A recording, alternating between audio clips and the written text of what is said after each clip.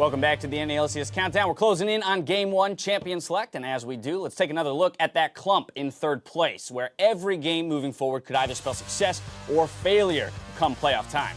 And Team Liquid is one of the first teams we'll get to see here today, and I gotta say they're one of the teams I'm kind of optimistic for. Okay. I think that they have been experimenting a lot on play styles, and hopefully they start realizing what's working and what's not.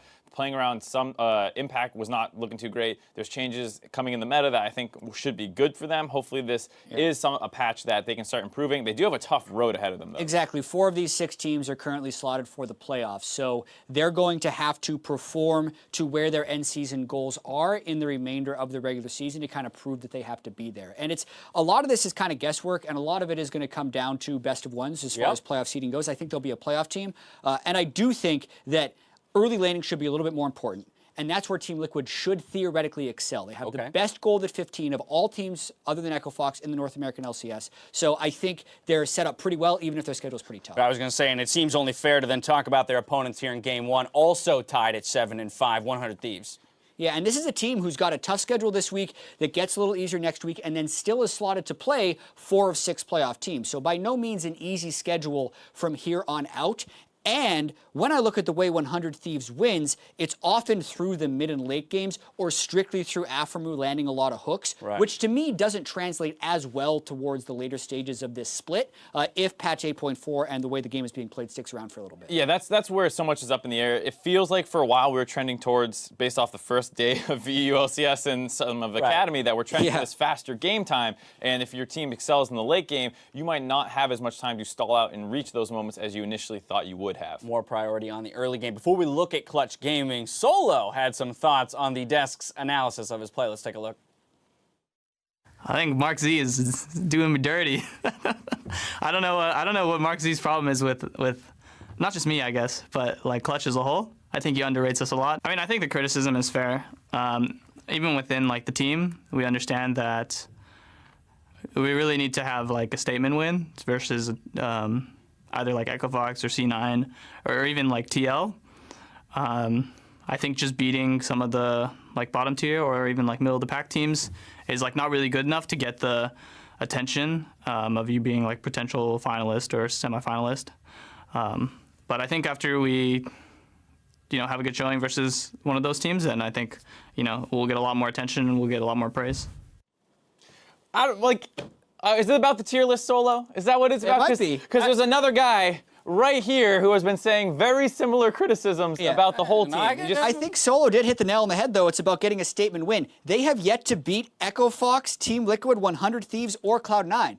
That's every single team that's above them in the standings they haven't beaten yet, and they have been reliably able to late-game defeat the teams that are worse than them, and they could still win both games this week with that style since they play Optic and FlyQuest, but because of who they beat and who they lost to, I still have massive question marks about this team moving forward. And like we said, it was kind of how they're doing it. You even heard Solo kind of saying he understands where it's coming from, that we haven't seen the big statement win. There's a lot of the Skarner play for Lyra and stuff like this. You look at their best victories, their TSM, and one of them was that crazy Apollo stealing everything in sight with Ezreal game. So it is a little hard to put your faith in these guys quite like you have for other people, especially when they don't have a track record prior to this season of being a playoff team. Where you can say that with most of the Team Liquid's players, and even 100 Thieves to an extent, are generally teams that have players who perform in playoffs. Why you got to be a jerk about it, though?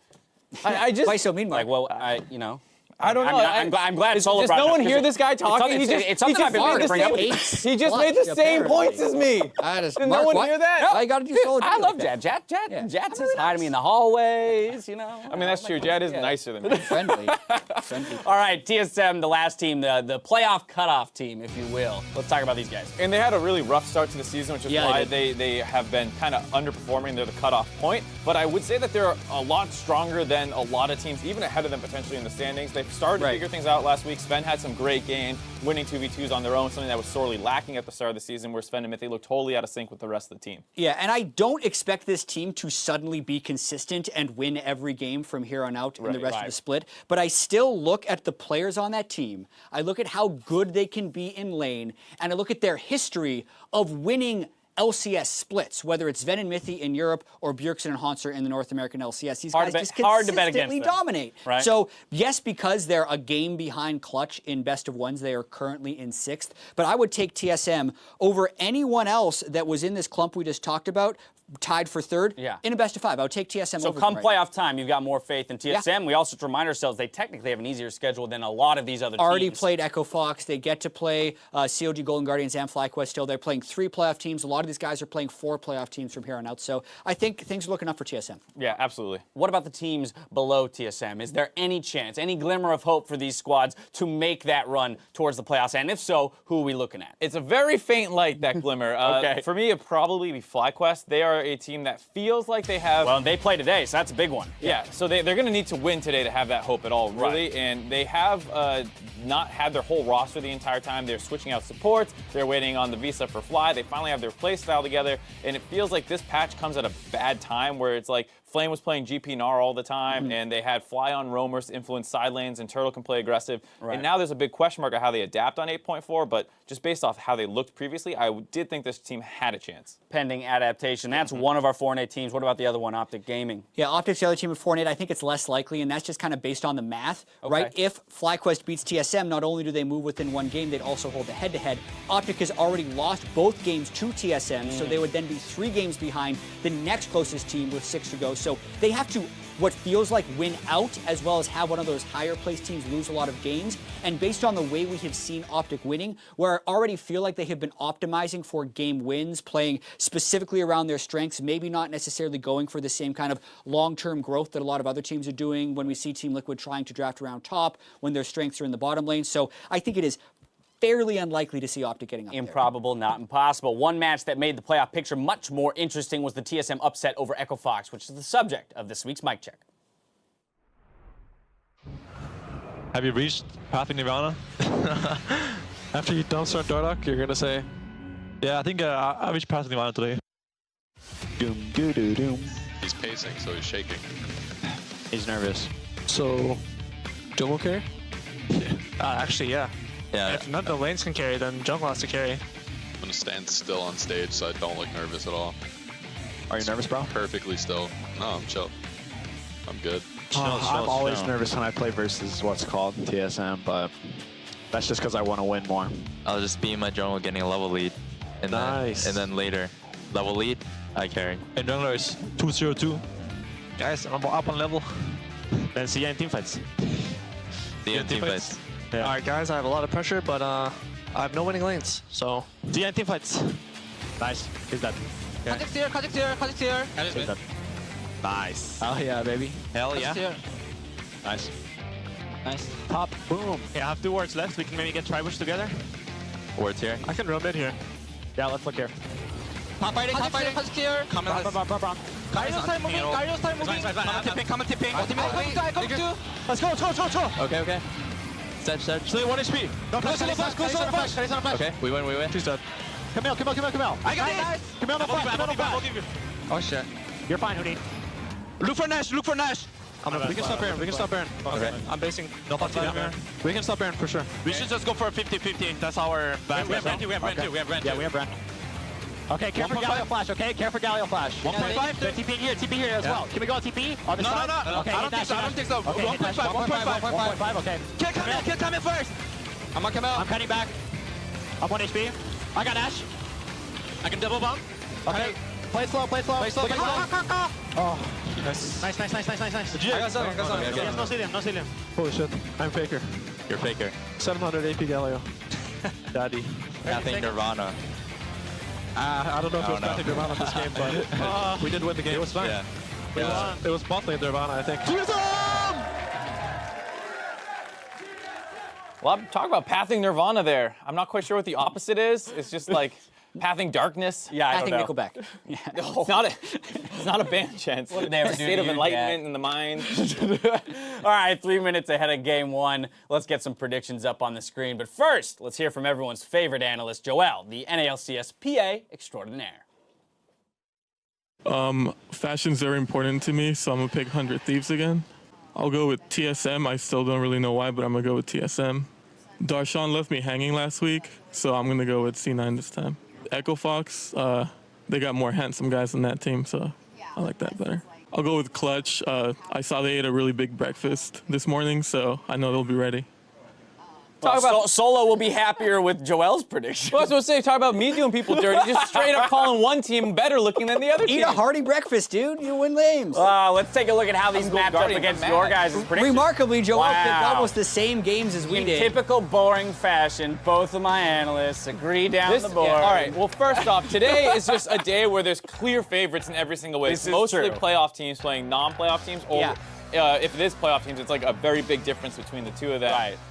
So this time around, I mean, Team Liquid 100 Thieves is really the only thing to discuss. Yeah, as far as when you're going to really wonder who's going to win. However, I would not be surprised if we saw multiple upsets today. Right. Because it's patch day, right? It's the first day after probably the biggest patch of the split. One team was in a different scrim block, didn't practice the things that were as good as what the other team practiced, and you're going to lose some games. We saw that over in the European LCS, and it's pretty common when you have a big patch like this. The problem is you can't say who it's going to happen to. It's like, you flipping a coin at that point. Okay, well, fine. We heard Prolly. We heard like Prolly's the strength of the reservation. analysts, and so to speak. Strength of the analysts, strength of the coaches, but there is still going to be guesswork involved. Very much so. Let's get some win conditions up on the board before we throw it over to the casters. 100 Thieves, what are we thinking? So for 100 Thieves, you're 100 Thieves. So I got to do 100 Thieves. So when they try. beat COG last time, it was because Ryu got ahead and was able to apply split map pressure. And under the assumption that Baron is a more important objective this patch, which it is, even without Banner, the Baron minions are more powerful, they take less damage, and they give you more AP. They're going to get the map pressure on TL if they can apply side lane pressure with Ryu. So I think it's really important they actually get him ahead in this instance. What's the response from TL? For me, it's to throw the bigger bot lane party. A lot of 100 Thieves victories come through their bot lane, where Afro and Meteos combine to get Cody Sun ahead. Team Liquid also like playing through their bot lane, so I would love to see them be the more aggressive team. Play around their bot lane. Stop ganking topside. That does not seem to translate to wins for them. So throw the bigger bot lane party, bring more people, make it better than whatever party they're trying to play on 100 Thieves side. I love it. I can't wait to see what kind of parties are planned. Our two of our 3 7 and 5 teams tied for third. Up first, let's toss it out to the Battle Arena to get into the games. Thank you very much, Dash. Hello, everyone, and welcome to the Battle Arena. My name, David Freak Turley, joined by someone who I know is heartbroken about Zoe nerfs. Quote me on it. Isaac. Actually feeling pretty good. Feeling good. Yeah, says the man who made a new level 4 Smurf to be a Zoe one trick. It's going to be great. Welcome, of course, to the Battle Arena. Players are ready to go. Champ selected in 18 seconds. And as the analyst has talked about, patch 8.4 means lots of changes to the game. The first 10 minutes is going to be all about the fact that Tracker's Knife is gone, meaning maybe we're going to get some more gank pressure coming through. 20 minutes onwards, of course, we've seen Baron be a lot stronger. Teams playing around it much more often than before. Yeah, definitely the case. And I am really interested to see how much these junglers are going to be changing things around. Are we going to see different picks coming out from them? Or is it going to be just more about the opportunities to go for these ganks more frequently? Because that is certainly going to be there with just a lot less vision out on the map. Absolutely the case here. Cassiopeia banned away on the blue side. I expected that Rise would be 100% banned first round red side every single game. So far, 1-for-0. This is a good start for me. Premier analyst, knowing that Rise got buffed in the patch. But of course, everyone kind of saw that coming. Yes, Archangels. Users got a lot better in this patch, so not surprised to see those champions go down. No Sejuani for Meteos or Xmithie either, I do suppose. A couple more bans through. And Skarner has actually been getting a lot of bans in the patch. Is actually the most banned on 8.4 so far. There only has been the one major region that has played just yet, but it's the highest ban percentage by quite a bit. And Skarner is going to get taken off the table. Camille is another one that is very high priority. We have seen a lot of other tier users kind of go up in priority here too, but not sure if it's enough to get them on the pick and ban list. Things like Anivia I think are much stronger. We saw that come out in the EU LCS and win. Even Zillion, which has come out here and there in the NALCS, I think is quite a bit better now with those changes to that itemization. So we're going to have to see where these guys really want to go, but Galio getting taken off the table makes quite some sense too, as not only a very strong mid laner, but one who can theoretically build banner if you're looking for that sort of strategy. Of course, we've seen some tank mids come through. Golden Glue, Cloud9 Academy played that, for example. Got to win off that. Kha'Zix, the first pick through, so Team Liquid's going to play an assassin jungle for themselves. To the point you made earlier, you talked about what kind of style teams are going for. I think it's very interesting. We heard Prolly talk about it before the show. Saying, I'm not sure exactly what the best style is going to be. We're going to try to figure it out as quickly as we can. And I'm just sort of very curious what game plan these teams think is the best coming into this game, because there's not that much of footage to look through and prepare against. Yeah, there definitely isn't. There's a lot of you have to kind of trust your analysts for preparation. You have to trust what the players are telling you from their games in solo queue and what you figured out from your limited time in scrims. You know, at the beginning of the LCS games, we were seeing a lot of these teams did not really know about the interaction with a minion dematerializer, you know, working with that to kill off the banner minion that is buffed up by Baron. That is obviously a pretty nice adaptation that some teams have been doing more and more, and you saw towards the end of the week, teams were doing that almost every single game, saving dematerializer charges, waiting for that, and it becomes this kind of back and forth around how you shut down the banner plus Baron combo versus how you enable that and defend it, and it's kind of this little mini game that has come in the later stages. Absolutely. So you're going to see Liquid going for a lot of early pressure. Xayah Rakan, one of the very best duelings you can lock in the bot lane. That's going to be really strong, especially against a slightly weaker earlier laner like Tristana. The Kha'Zix also, of course, a highly aggressive jungler as well, as long as the lanes have gank assist. So Liquid looking like some pretty early power. The rest of their team fight will come through their solo lanes a bit later on in the draft. 100 Thieves looking like, honestly, completely standard picks. Jax is a very common jungler here as well, likely to be full tank. Alistair, super frequent as well. So not a new look yet, really on both sides, but we'll see what comes through as the draft moves on. You do have to say, though, if there is more of a focus on how important the early game is, if the game does kind of turn into who gets more of an advantage so that they can take Baron, so that they can do this banner buff and do these sorts of things, you're really liking the TL draft, and especially with how good Doublelift and Olay have been when they are at their best, that is a very dominant bottom lane. They have, in my opinion, the 2v2 matchup as well as jungle priority in the early stages. What could be interesting is if we see Midos changing up the Jax build at all, now that it is not a Tracker's Knife world, if he is willing to go more quickly towards a Triforce, or if he's willing to do any more sort of kind of aggressive dueling style of build, that can change the dynamics of the game quite a bit. Absolutely the case right here. Other thing that I wanted to point out is I've seen a couple of teams place high priority on Nunu jungle because, again, the theory is what if 20-minute wins are really important because of how much better a Baroned up cannon minion with Banner of Command can be, and that doesn't seem to be actually that prevalent, but it was a read that some teams had. Of course, both junglers grabbed already are Kha'Zix and Jax, but I wanted to bring that up as an option. Talia off the table. Both are going to be knocked one more mid laner down. Still curious to see exactly what these teams want to run. One final ban for Liquid in the second phase, then it'll be 100 Thieves pick for one of their two solo lanes. They'll kind of pick on one, they'll have to blind pick the other. I do actually really like the Trundle ban if you're going to be trying to go for a tank top here for impact, which is most likely the case. Yeah. I think that Trundle is kind of being under-prioritized in this patch with so many people just blind picking tank tops and tank mid laners and these sorts of things. There's tanks in the jungle, trying to get people who can build banner. Trundle has a very good matchup in the 1v1 against almost all tanks in the top lane. He deals physical damage to deal with that Baron banner, or just even like a banner just being dropped in your lane.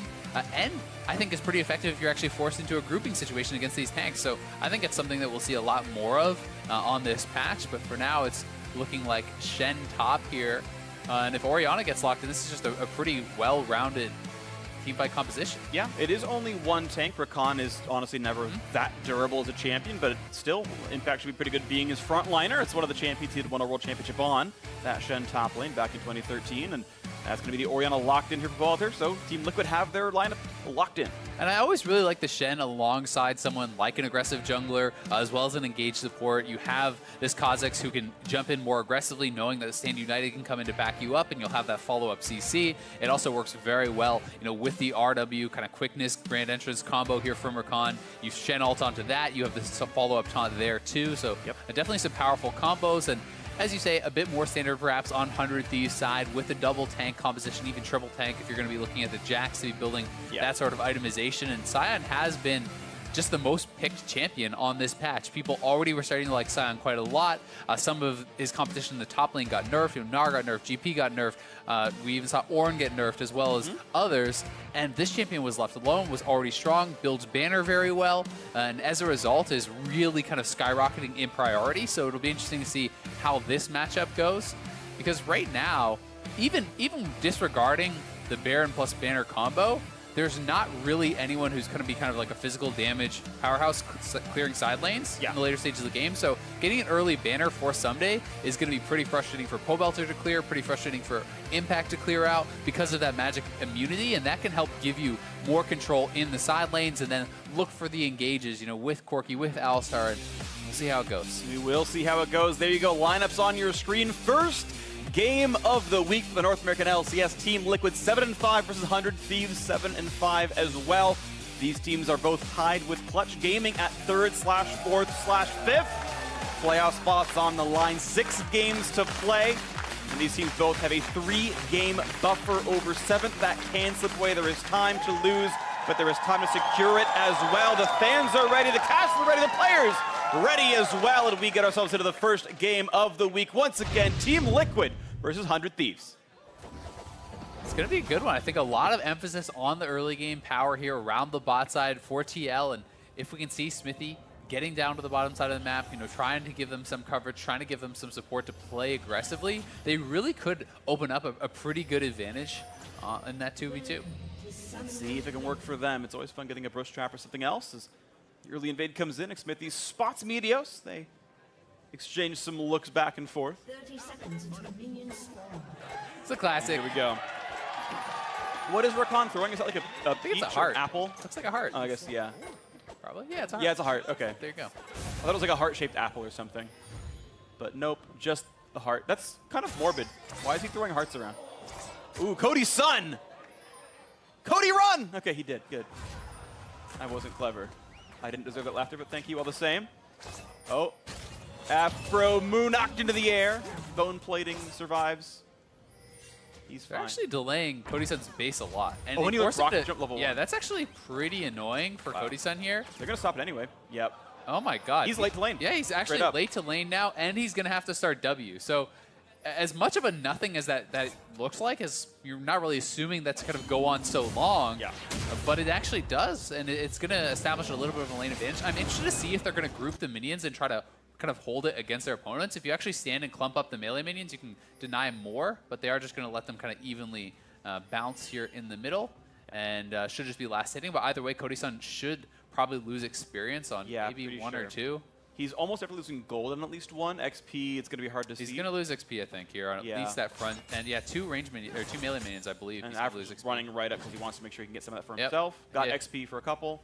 And yeah, that's a setback for Cody-Sun. So an early dual lane lead for Doublelift and Ole. Feels pretty good for them as the trade happens at the top side. Especially when you already have an advantageous lane there. So you're already feeling pretty good about the 2v2. This now means they're going to get a much earlier level 2. It's going to be delayed quite a bit here for their opponents, and we're going to see if they can actually get more of an advantage because of that. And bam. Grasp trigger number 2. Impact playing lane pretty well. He's also dodged all the E-smacks as well. Gets the taunt as well. This is actually really big damage. Q should be up in a couple more seconds. A couple more hits would kill him. And yeah, able to walk away. The regen good enough, but Impact doing really nicely in the early laning phase here.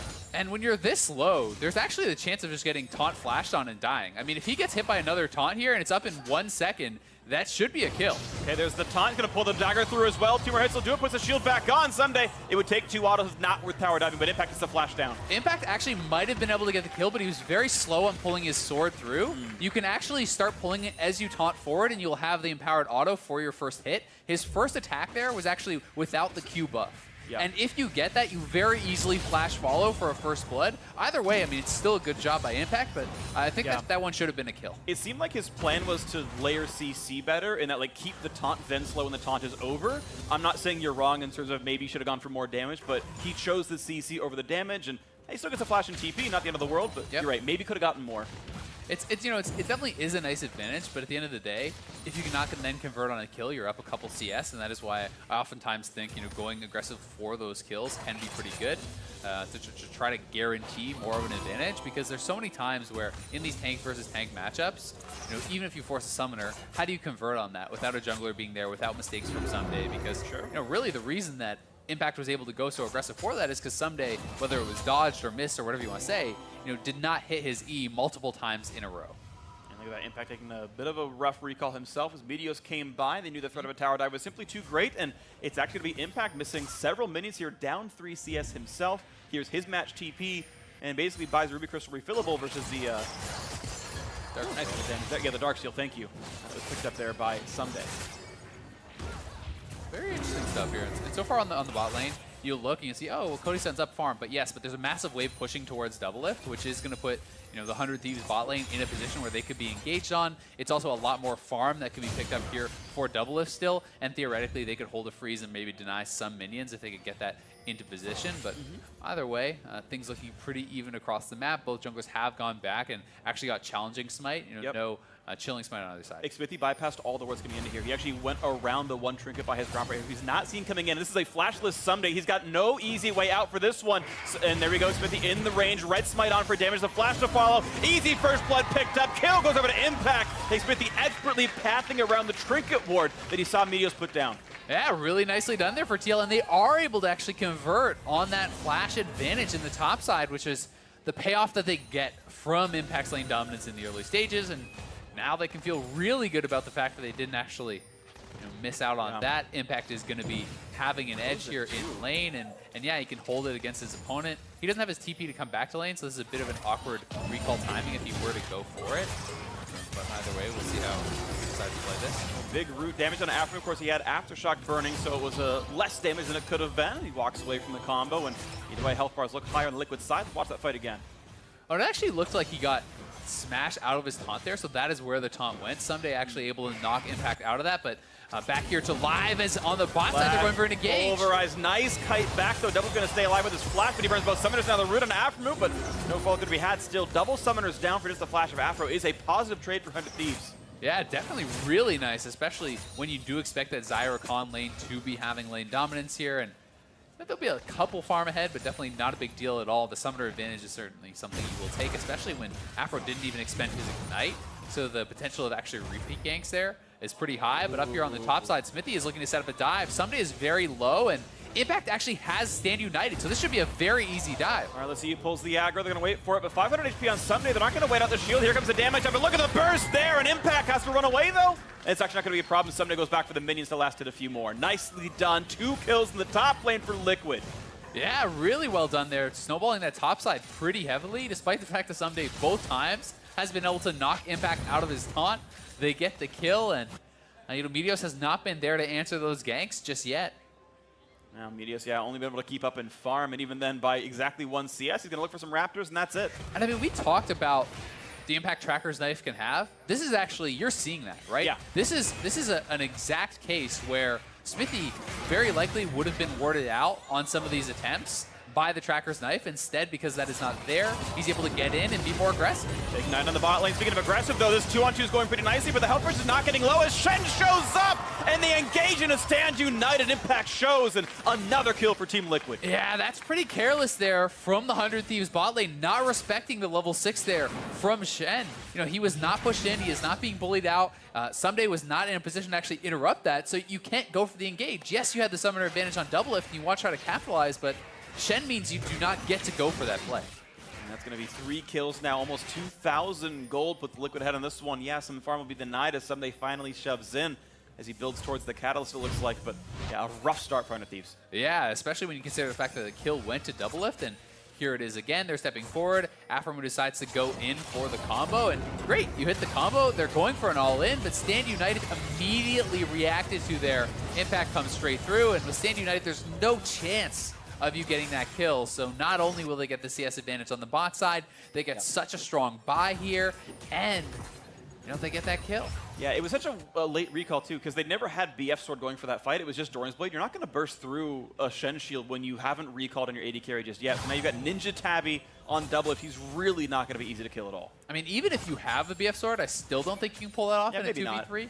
The way Stand United works, being a bigger and bigger shield, the lower they get, becomes very difficult to do it if you either react quickly enough, plus the CC coming out from Rakan, you imagine he's going to disrupt things enough. But either way, an ill-advised play there on the bot side for 100 Thieves, and that in combination with the success that Smithy and Impact have been having on the top side means they have a pretty big lead. Pre-9 minutes into this game, they're up 2.5k. That can lead to more dragons. That can lead to even more ganks. And look how dark the map is, right? This is actually pretty significant. There's a couple wards out on the map for 100 Thieves, but without that Trackers, there's many more opportunities for Smithy to find plays. And when you are a snowballing Kha'Zix, that is very, very scary. If you do not know that this guy is around, you have to play exceptionally scared, and you have to respect the fact that he can jump out of nowhere and burst you down. So happiness for Team Liquid, who at least in this game look back on form. They were a front runner in the early split. Some of them at #1 after their first couple of weeks, but it had been bad last month roughly, but you can see, right, first 3 weeks, the second 3 weeks, but now Again, a perfect KDA game so far. They're slated for a win this one as another fight erupts now on the right-hand side of the map. Looks for the shockwave, lands that one. Media's forced to run. Ward hops away with his trinket, but still low on health. The chase still in. Xmithie gonna flash the wall. They're gonna trade. Is the burn gonna be enough? It looks like no, as Red Spite had timed out already. Meteos just slinking away. And you see that refillable potion running from Meteos. That is why you always pop your pots at the start of those fights. And Meteos able to negate a lot of that damage through his early Counter-Strike, just letting the Counter-Strike run full there instead of actually early popping it to kind of get that stun out. So definitely a good job to survive, but either way, Xmithie is able to push him back. It's a trade of flashes and the ultimate use there by Pobelter. I got a shout out Ole, by the way, who's already finished his support quest by now. He's actually got wards in the inventory right now, but Afro is only at about like 470 gold on the item so far. He's still got a little bit to go until he can get his own wards. So pretty reasonably early completion there for the TL side. They can kind of continue to snowball either Vision on the bot side or more Ganks top side, as it's still not a very tanky Scion yet. Yeah, and I like the point out of the quest completion because I think in 8.4 it's actually much more important than it was. Yeah. Simply because, again, Tracker's Knife, right? That is gone. So now having this Sightstone means, a much higher kind of increase in vision for your team. It's much a bigger deal to be able to kind of track the jungler and find out where he is playing around, especially if your jungler wants to swap to something like that sweeper. But Impact, again, trading on the top side. And when you get ahead in these sorts of matchups, in these melee matchups, and you're going for an early Tiamat, you can actually go straight for a Titanic. You can play pretty aggressively and really start to bully your opponent. It does get very difficult to win those trades. Xmithie just walks right into Meteos. He was invisible for part of it, but now gotta respect the fact that Jack's gonna do some damage. He ulted to get some damage reduction, and Xmithie is still on the hunt, but not going to go all the way into the opposing territory. Out they go, fights for some more. TP comes back to the top lane as it's going to be Spectre's Cal's second item for Impact, so he is going for the more defensive of the options, even though Titanic may have worked well. And this will be interesting because this is another thing that a lot of times you see in kind of AP matchups, and Scion does a lot more physical damage, obviously. Yes, there's the common and so on, but in AP matchups, you generally see Shen just go for a cowl and then full Titanic. That is really common, but he may just want to sit only on the Titanic and build pure tank, and he's winning the lane quite well here. And knowing that he is the only real tank on the team, maybe kind of incentivizing him to just sit on that Tiamat for lane pressure and then build to be a pure tank, because the other team is going to have 3 tanks where it all kind of comes down to him. Absolutely. So yeah, definitely building for the team more so than the lane theoretically, and I think it's the right choice. First turret goes down to the bot lane, by the way, as Liquid showed up with their jungler, made sure the pressure was there. So everything right now turning up for them quite nicely. As Impact in the 1v2 wants to fight for this one. Smite comes through, Meteos grabs the Herald here, and buys a few more seconds. Shotgun pulls him one more time. That's going to be the 4th kill of the game as Ryu forced to jump over the wall. He will stay alive. The jump in for Ole. He TP'd in off the spell book, but yeah, nothing actually to show for it. Yeah, not really anything to get there, but since he was going over to the top side anyway, it's less of a big deal. He doesn't have to walk back to bot lane. They were looking for a lane swap here regardless, and they're sending Impact down to the bot lane, going to try to clear out those minions as best as he possibly can. And Doublelift and Ole, having taken down one turret, will go for a second. Here it is again. Meteos and Ryu just decide to make the call to finish it because they know they have the Smite. They will actually pick up that buff for sure. But Meteos taking a lot of damage, and Impact just intelligently focusing him. Pobelter able to make the roam pretty quickly here. Hits his Shockwave, and it's enough to get them 1 kill. It was a nice heads-up play by Ryu, coming down to grab the Sigil real quick and then walking away knowing he had escape to his left. So good by Ryu to salvage that. He's got the Herald buff, and now speaking of him, he's fighting Xmithie on the side of the map, but he's got Meteos nearby. He was waiting in the wings. Here comes Shen though as well, finds himself the taunt, and the re-engage now towards Meteos, running out of health pretty quickly. Got a 500 the flash forward. They got the distance, they got the damage. Another one for Impact, 2-0 and 300% KP for the top laner. And again, it just feels like 100 Thieves are not taking into consideration the fact that the Stand United is available. You cannot take these fights that are going to be close fights unless you have someone who is in Shen's face ready to interrupt him. If Afromu could have actually interrupted the Stand United ultimate, then sure, maybe you can go for that. But he was obviously not in a position to do so. And you're just giving away these kills in multiple fights. Well, at least something comes through for 100 Thieves. They managed to knock down the bot lane themselves, and this top's going to fall as well. Courtesy of Rift Herald, Ryu should get gold unless the minions steal it. All right, look, gold to Ryu because his Herald knocked it down. And it means the turret score has been equalized, but it's still a 4,000 gold difference in this game. It's a lot to come back from here. 6 minutes until Baron's going to be spawning. That could be a death knell by itself. Yeah, I mean, it's going to be a tough team to fight into. When you are this behind, it becomes so difficult to get vision and fight for that. And these are some champions that are going to be at very, very strong kind of power points around that time in the game. You're going to see Doublelift finishing up his items, and Pobelter already has completed his first item, so he did actually decide to go for the Archangel staff. He's going to be sitting on CDR and going to be at a pretty powerful point around 20 minutes. You're expecting to see a second item perhaps being close to being finished up. Yeah, a lot of good things going right now. We'll see what Liquid go next for this one. I'm definitely curious to track mid lane itemization overall. Obviously, Orianna was a 100% Morellonomicon champion. Seraph's, of course, one of the possible builds now with the new 20 CDR items, and does go for this one. It is the higher raw AP plus the Selfish Shield when you complete the item and stack the tier all the way. Doesn't really surprise me too much there. We'll see what else comes afterwards, though. We do have the Aegis now coming in for Sunday, so he's building towards Locket. He'll get that in the next few minutes as has to burn the ultimate getting away, but that was a trade for Shockwave. As Cody Sun walks away and stays alive on his side as well. The thing that's really nice, though, because he already has a CDR, it's a 66-second cooldown on the Shockwave. It is a 114-second cooldown on Aphromu's ultimate. So Powalter is willing to trade that because he knows he has it up basically twice as often. And without that, Aphromu at this point in the game is essentially paper, just sitting on Mobies and his Sightstone. So I really do like the aggressive trade of those cooldowns and knowing how much less Aphromu is worth without it. So pretty intelligent stuff. It allows him to get another Dragon and sitting on double Ocean, Essence Reaver, the tier build. Like, these guys are not going to have any sort of mana problems probably at all this game. Totally agree. It's going to be pretty nice right now for Team Liquid. Double Ocean is just such incredible power for siege scenarios, and I really expect them to try that 20-minute Baron, use the bug-fixed Banner of Command. It makes the cannon minions so much stronger in that buff, and they can siege to a win. And even around Baron, if you're talking about going for a Baron, the Ocean Drakes really do mean a lot. If you're trading HP back and forth around there, you can actually sit and regen. It is interesting to note, though, that no one is actually building a Baron and, the Banner on TL side yet. And yeah, there's no dematerializers. So neither team is super concerned about that, or at least feels that they have a different sort of answer. Ole's maybe building towards it. I don't think there's any items that build from armor, MR, and health. So it may be Ruby Crystal into Banner for himself. We'll see what it comes through, but you're absolutely right. Impact is not doing it. Sorry to catch up about the dematerialize before, but yeah, 0 players had run that rune in this game. So no easy ways to get rid of that one, and considering Liquid's 5,000 gold lead, a Baron could just actually win the game by itself. Exactly. If that comes through. I mean, 100 Thieves may have said, hey, we don't actually need that because we have hard engage on our team, and that's how we'll actually answer it. But you don't really get to hard engage into a team when you're this far behind. It becomes very, very difficult to win that fight unless you really pull off an amazing engage, which certainly is possible. I mean, when you look at last week for Aphromu, he had 2 incredible games on Playmakers, on the Blitz, and that Thresh, and now he's here on the Alistar. And a lot of the game is likely going to come down to, can he actually find the carries with his engages, and is the team going to have the follow-up to actually burst them down? Next drake's going to be Ocean, so triple Ocean for Liquid if they can keep that one going up. See if that does come through for them. It's, I guess, a bit fitting. Oceans and Liquids and everything else. As a bit of damage comes from Cody Sun. Yeah, that is quite a bit of burst. Thanks Electrocute, and now mid lane tier 2 heavily under fire. That was going to fall. There's no one to defend it at all. Cyan kind of walks by. Somebody goes, yep, turret's dying. Okay, good to know.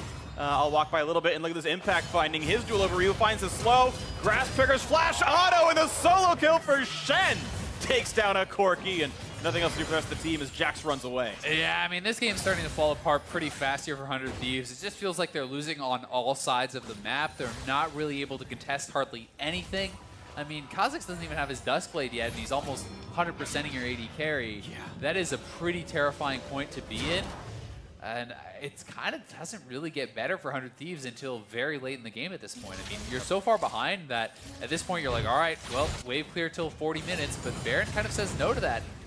Here on the bottom side of the map, Ryu is just out of mana, and you can't actually be this far out on the map when you don't have mana, because he doesn't even have mana for his Valkyrie, so there was no way for him to ever really get away. Yes, you flash, but you are then followed and taken down, and that just feels a little bit desperate, and that's felt like a lot of the plays here from 100 Thieves, not respecting the Shen, not being able to actually find the plays they want, and just kind of reaching a little bit too far. So a quick itemization update, because I'm very curious about the topic. It's going to be Locket for Ole, not Banner. He's going to go for the team fight power instead. Doesn't seem to need it. Also, but they're going for a heavy flat pen build. He's doing Oblivion Orb, which is kind of the new Haunting Guys, the flat pen magic damage item. So he'll be building the new Morellonomicon as a result, which is a flat pen item in itself. And it is really nice to actually have the Grievous Wounds from that. So with the new Morellonomicon, it actually applies Grievous Wounds at 100% HP as opposed to being below that certain threshold on the old patch. And it's very nice against double AD carry, who is going to have 2 fleet footworks, even just reducing that. You know they're going to be building into lifesteal later. So I think it's a pretty wise choice, and as you pointed it out, the flat pen is going to be very effective there. Yeah, it's a really good power spike for early game. He's got a lot of ability power to float that thanks to his Seraphs. As we saw the pop-up, Someday has built and nailed his first banner of 2018. I do fear that this might mean Banner has a 0% win rate so far today, as Thunder Thieves are in a really bad spot. They've got a couple of turret kills, but those minions going to die instantly to this growing Kha'Zix. But on the bright side, Seraphs will have a 100% win rate. That's true, but on the dark side, Trinity Force 0% win rate, and that's the worst of all of them. Yeah, that is a true tragedy for you. True tragedy. It's like Darth Plagueis the Wise. I mean, it's really one of the worst. And now Impact, about to be in a 1v2, yeah. Gets away from the stun and looks like, charge! And yeah, Impact's taking some damage here to this one. I don't know if he can get away with this. He's going to fight a little bit, put the shield on. He's buying some time. He's doing really good with that, but his health bar's still running low. Gets actually. Oh, you're kidding me! Impact actually gets the kill. Passive shield and he's not dying. Are you freaking kidding me, Impact? Still staying alive. No. Rakan shows up, gives him the heart, and that is ridiculous. Oh my God! They bounced forward into the Shen, thinking they had that kill for free, but this is a fed Shen. He's way ahead.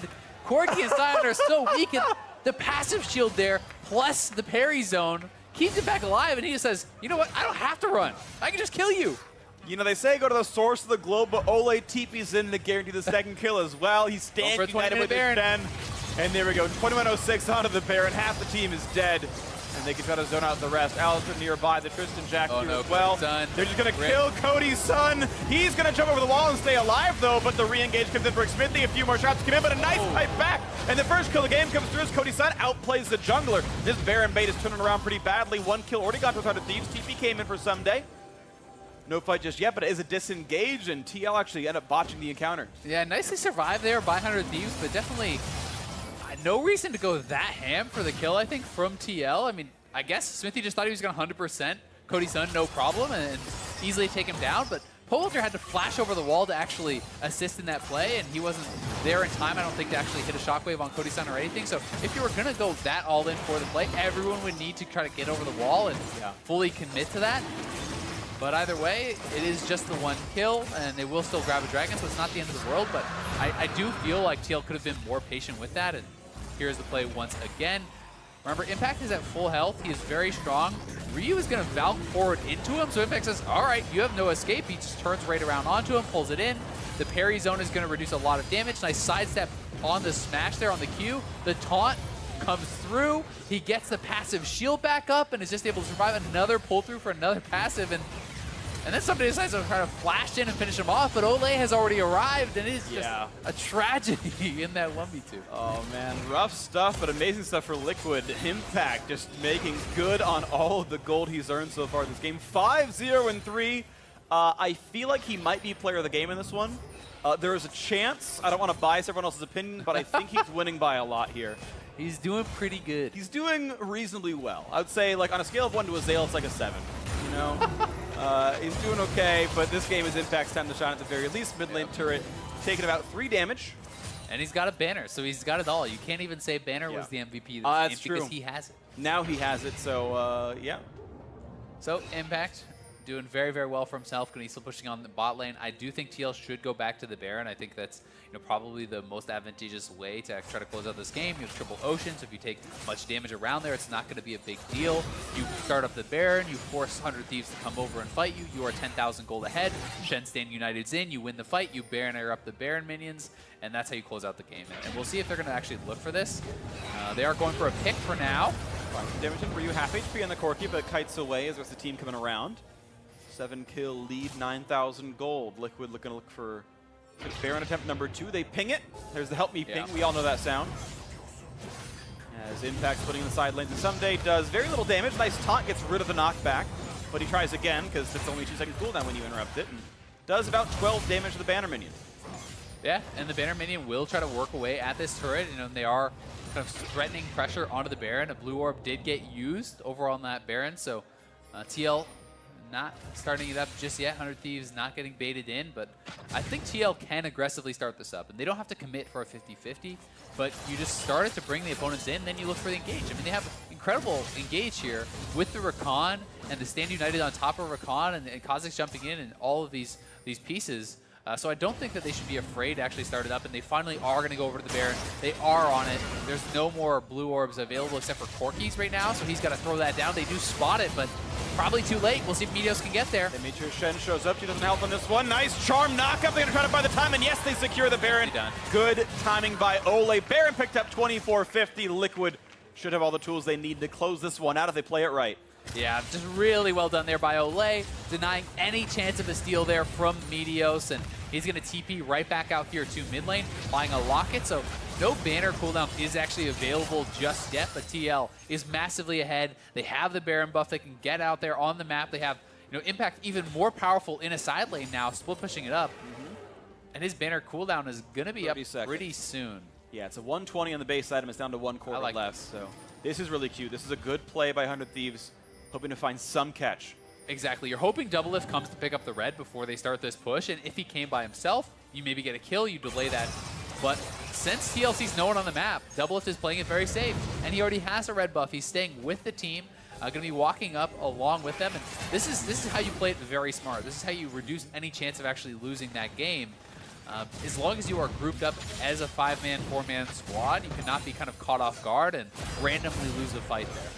Gonna say a nice positive of Shen. He does deal quite a bit of physical damage with auto, so he's good at killing bannered up minions who are magic damage immune. He did not Titanic. Yeah, exactly. He likes to build physical damage items, which is a big deal for him. He never did join the mid lane siege though, so in fact has yet to buff up any of these sieging minions. Do want to point out really briefly that even without banner, Cannons are doing more damage with the buff than previous patches, and Impact rejoins the mid lane. That was kind of weird. TP'd in and then just taunted out. At first when I saw the TP, I assumed that there was a cannon minion there, but there was not. He's going to go back probably to the next wave, and this is going to be the one they push on. So the side wave is kind of shoving in. Corky has gotten out there to push it back, but yeah, that is the most important member on the team right now. You protect that cannon. 6v5. And watch how much damage it actually does to the turrets. But Doublelift is able to step up here too. And boom! A couple more shots and it's gone. Boom! The team shows up as well, and they're not willing to fight just yet as Impact holds the front line. Ryu working. I mean, all TL has to do is walk this banner minion in, and it can actually close the game if you can defend it. Oh, it got yelled at. It's running away, but someday about to run out of HP. Stays alive with 200 left, but it's back. Here's Cannon, and the inhibitor is gone. Liquid get themselves a 11,000 gold keep lead. Defending it, but they are going to decide to just go to the side lanes and spend up their gold. So not going to try to walk it all the way in. You actually can, in a lot of cases, simply just close a game because it's very hard for 100 Thieves to take a fight even at their Nexus turrets at that point because you don't have to walk in range of the Nexus turrets. You actually just sit back and defend that banner minion. But either way, they're pushing in both the side lanes. Super Minion's going to be spawning here in the mid lane. And remember, the ranged minions are tankier on their own, just with the Baron buff on this patch. So it is a more effective push than last patch, despite the fact that there is no banner up right now. All right, so let's see what else they can do. 30 seconds left on this buff. They will not be able to amplify any more of the minions, as that's going to be on cooldown for all. Maybe they're getting quite low. Nice little dueling by Ryu. I think it might have been CC by Afro as well, but either way, nicely done by the squad as they push back a little bit more. Nice taunt by Impact, means some damage into someday as the siege continues to the top side. This is their last Baroned up wave. It's dead in 15 seconds. They get that turned down to half HP as a couple more shots come through. Yeah, doing pretty well here, and you can see the massive level advantage for Impact. Up 3 levels over Someday is such a big deal and makes it very, very hard to actually deal with him in the side lanes. And they will step forward, I think, and just finish this turret off, and then back off. I mean, they're going to have quite a bit of gold to spend. They're going to stay for inhib. They figure with no turret, defense is going to be hard for them. Shen does have the ulti available, so Impact can join when he needs to. The 4 are around. They push Ryu away. No Valkyrie means he's not going to be able to fight very easily. The jump forward, nice flash away by Ryu. The charm did not quite land out of Ole, but that will be inhib going down with one more auto. They get that shockwave onto 3, and Cody's going to run away using heal, and the Rockets have to get away. But after running out of health, if they get the root, they will not as he flashes out of this one, but ulti down, a lot of HP missing. Yeah, supers are coming in the mid lane, and you do have triple ocean, so theoretically you can stay around, but there's so much gold on Doublelift. 2,700 gold on Doublelift, over 2K on your mid laner Pobelter here as well. I think it makes more sense to just go back, spend up all your gold, establish an insurmountable gold lead in item advantage, and then go to close it out because they are 13,000 gold ahead essentially right now. When you spend all that up, there's just no way for your opponents to really outfight you. No, not at all right here. So the recalls come in, and look at the glorious items on the players. 90% crit for Doublelift. Void Staff now picked up as well for Pobelter. He's got a pretty good tank buster in and of himself. As, yeah, also now at Adaptive Helm for Impact makes him almost invulnerable to reuse damage output, and it's getting harder and harder as the GA is also coming for Xmithie. These are very big item spikes, even Redemption for Ole. Just substantially different breakpoints here. That's what 12,500 buildings will do for you. I mean, they're all just so far ahead, right? It's, you know, it's Corki on 2 items, Povelter's on 3.5. Yes, the items are very expensive for Corki, but it does not make up the difference or even close to. Even Xmithie here is just at such a strong point with his red pod and inventory and his GA. He can look to jump in very aggressively and trade out his life for one of the carries here from 100 Thieves if they misposition at all. And they are looking for the kill here. Just push in all the lanes. Superman's already spawning in 2. If you knock down this third inhibitor, it's basically lights out. Basically lights out. Ryu has just recalled and walked back now to join this bot lane siege as it continues on.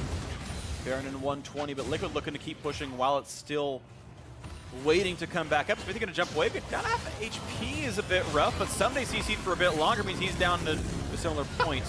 Yeah, charges into a tree and gets Who stopped. put that there? I don't know.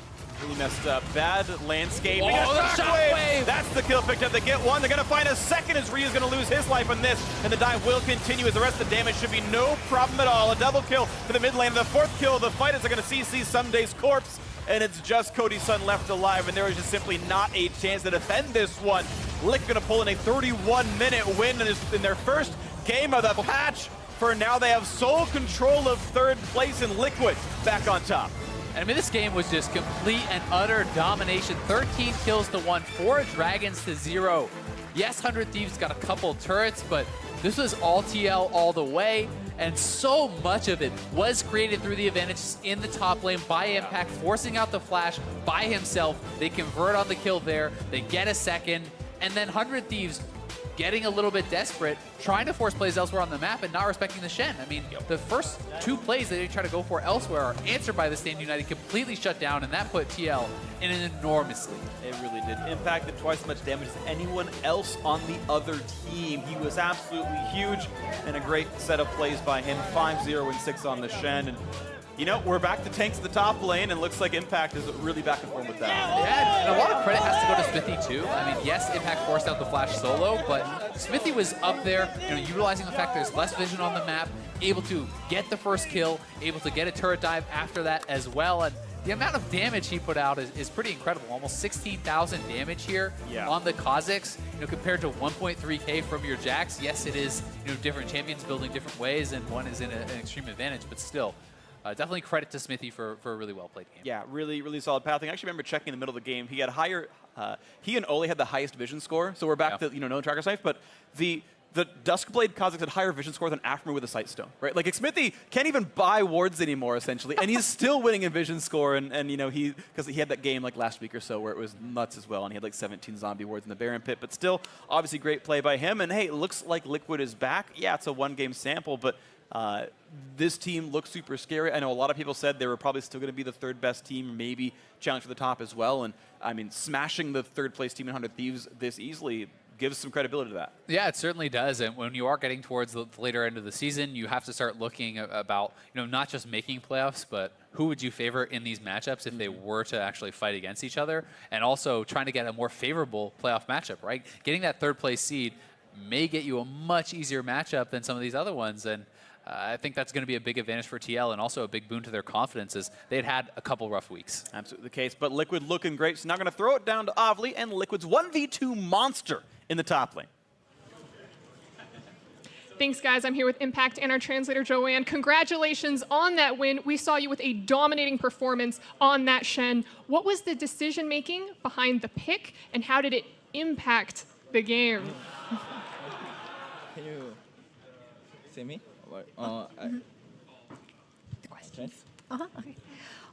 그 쉔 오늘 되게 완벽하게 퍼포먼스 했잖아요.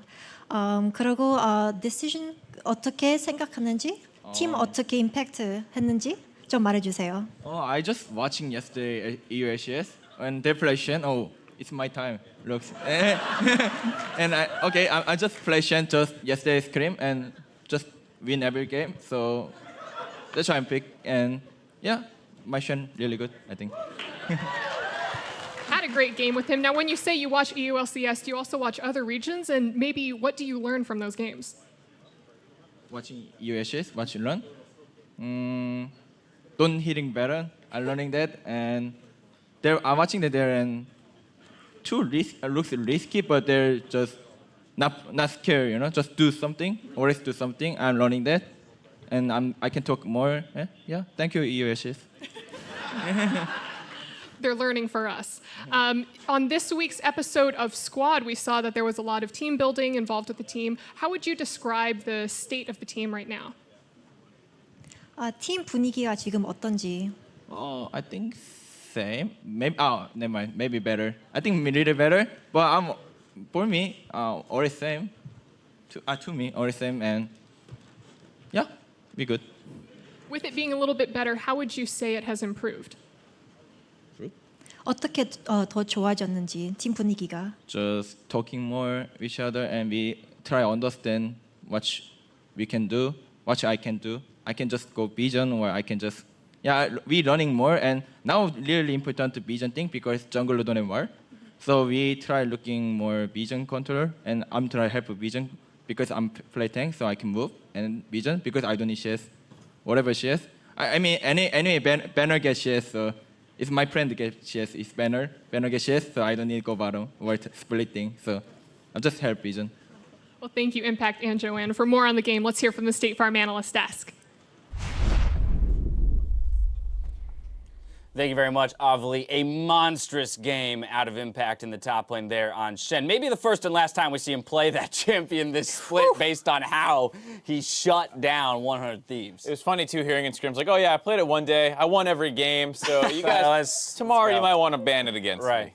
I mean, and polling from the EU LCS, but to so quickly be able to bring that pick back in, to pro play, it is one of his signature picks. Exactly. Mark and I were kind of talking during the game about what's Impact's best champion of all time. I was saying it was Shen, just because that's what he was a world champion with in 2013. I even remember his times on tip, like when he was dominant on Shen ulting Rush in a lot of those big games. He just always seems so calm on it and always applies a ton of pressure. All right, we throw the win conditions up on the board. Mark, you were saying throw a big party in the bot lane. Well, Shen services that goal quite well. Yeah, I mean, we talk about how great he is on the pick, but how good it should be for TL's playstyle that we're talking about. Well, they should be focused a little bit more on their bot lane, getting that rolling. And like we said, Shen's the perfect pick. Double the teleports, you can go bot lane more often. You saw that really influence them. But they also played around Impact a lot this game. We were kind of being hesitant about that last week, but it was a lot more natural this time around because Impact forced the flash on his own in a 1v1. Cannot overstate how important that was because it gave them that free kill,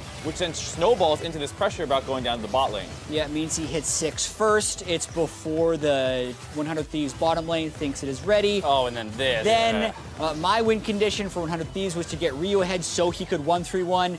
They can't even 2-1 in the side lane. I was going to say, take note that Ryu's not in any of these replays. Yeah, for sure. He was. He disappeared in this one because he got solo killed by Impact. Like, Impact was so dominant this game, it stopped the ability from 100 Thieves to have any type of map pressure, which never allowed them to group for any objectives. It never let them team fight on their own terms. And they never got on the right foot in this game because of how well Impact played. Yeah, out to the races. You don't even have to play around bot lane that much if your Shen is kind of an immovable object up there in the top lane. We see the Baron taken. We saw a couple banners built, not quite to the extremes that we maybe would have thought, but in some cases, like games are ending at 30 minutes, you don't even have the opportunity to build that many banners. Yeah, not that many opportunities, but also just how they played with that Baron buff was not super impressive. I mean, this was just a monster snowball going on through that top lane pressure and going to 12 bot lane. Gold advantage. Yeah, but then after that, they were like a little slow getting into their lane setups, and then it's like, hey, Impact, you have the banner, so we need you to group up with the team to drop the banner, but then they TP in randomly like this. Yeah, and Azale brought this up during the cast as well. Impact goes back, catches the banner,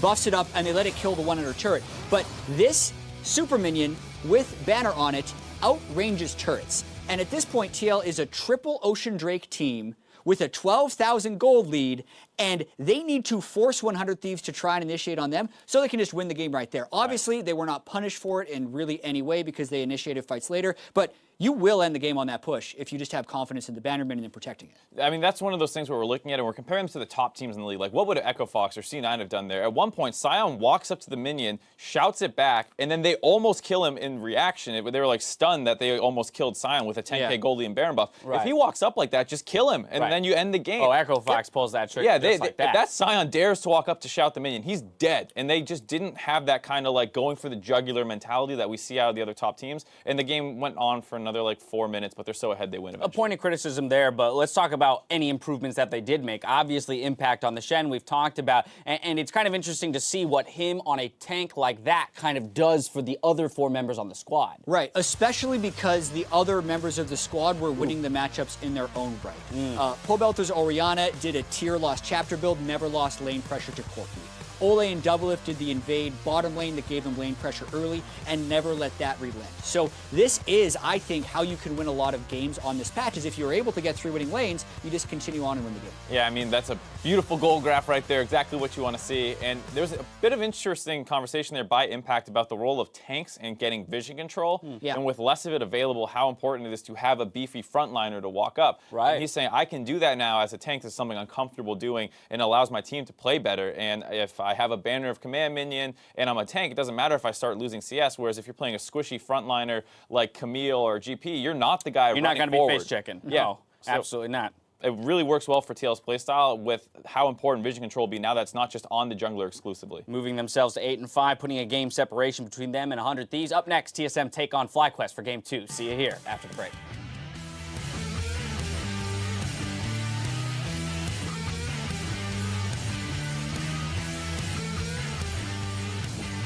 Oh, boys. What? We're gonna win. I just realized we're so good. He's got no easy way out for this one. And there we go, Smithy in the range. Red Smite on for damage. The flash to follow. Easy first blood picked up. Oh, they're not bomb. Hey, I understand.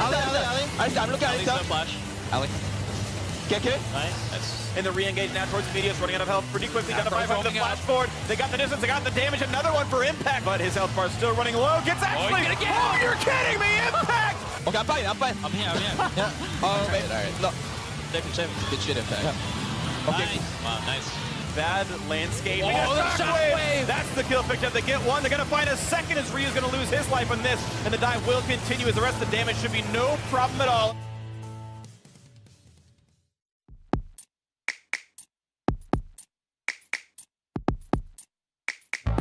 Welcome to Assist of the Week, presented by State Farm. Since we know the importance of lending a hand, we want to highlight players and plays that help the team bring home the big W. If you have a favorite assist from this week that you want us to highlight, tweet the clip with the hashtag NALCS and the hashtag State Farm Assist, and we may feature it in a future episode. So get out there and bring some support.